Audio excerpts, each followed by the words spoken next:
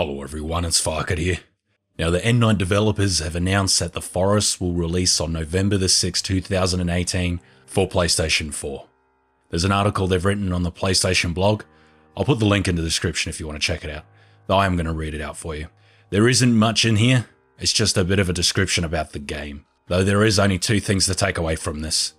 That it's going to be released on November the 6th, 2018, and that you can only play with 4 players on the PlayStation 4 version. That's the max amount of players that you can have. If you're aware with the PC version, you can have up to 8, or if you use mods, you can almost have as many as you want. I think 128 is the max you can have, or maybe 32, I don't even know. Though with most console games, it's probably going to be limited to 30 frames per second, and I assume there's going to be a fair amount of movement blur with it. Though I'll read out the article for you, save you reading it, if you are interested in it. Now, it was posted by Anna Terakova. She's a game developer for N9 Games. She states, "Hey everyone, today we are happy to announce our official release date for The Forest, November 6th. The Forest casts you as a father looking for his son after you both survive a passenger plane crash. You'll have to find food and water, and as night approaches, build a fire and shelter to keep warm. Although tranquil at first, you will soon find there is something sinister lurking in the trees. Complete freedom. Our game encourages creativity. The game doesn't tell you what to do, so everyone will experience their own version of the story. It sure doesn't tell you what to do. We try to give players as many options as possible, and it's been surprising for us how different individual playthroughs can be. Some players will focus on combat and exploration, while others will focus on building the most insane base possible. Interactions. We wanted to make a game that was almost fully interactable, where you would be able to cut down every tree or bush, pick berries and mushrooms for food, or hunt animals and use their skin as armor. Our crafting system allows players to use items from the world to create new resources for survival. For example, make a spear out of sticks and then use it to catch fish, or smash open some suitcases, find some cloth and booze, and combine them to make a Molotov cocktail.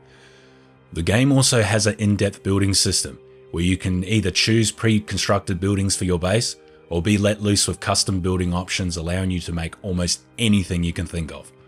Want to build a treehouse connected by zip lines? Or a raft to try and survive at sea? Both are possible. Feel like an ocean-side fortress surrounded by traps would be the best way to survive? You can also do that. Well, you don't really need traps around an ocean fortress. They can't swim, most of the time, unless they bug out. We wanted to build a world that was scary and dangerous, then give players the choices for how to best survive. Survival and combat.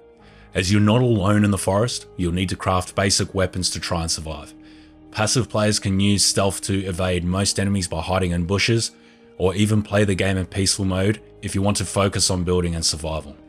The game's enemies initially appear relatively human-like, but over time, more distorted and disturbing creatures will begin to appear from within the depths of the cave system hidden beneath the surface.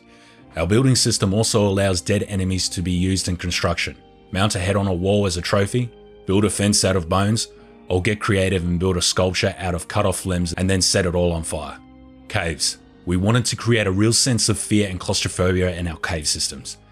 As you explore the world underneath the forest, you'll find some of the game's most terrifying creatures, along with some of the game's best modern weapons and tools. Want a chainsaw to make chopping trees faster?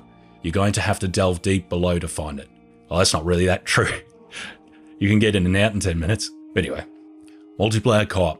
We originally focused on the game as a single player only experience, but fans of the game encourage us to implement a multiplayer mode.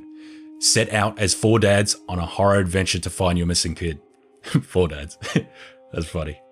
Join together with friends to build, swim, or mess around with turtle shell sledding in the snow. Oh, you can do that anyway, you don't have to do it in the snow.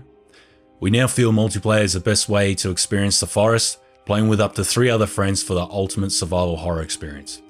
The Forest launches on November 6th, and will also be playable at PAX West this weekend. Come check it out. I'm assuming PAX West is a gaming convention. I don't know anything about that though.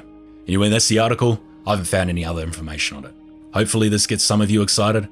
I've been asked quite a bit when the PlayStation 4 version's been released. We finally have some news, though I highly doubt this will be cross-platform. I don't think PC players will be able to play with PlayStation players. As for Xbox, there's been no mention of it ever by the developers. So if you're hoping for an Xbox version, don't get too excited. If there's any more news, I'll let you know. And if you like this video, make sure you like and subscribe. Cheers.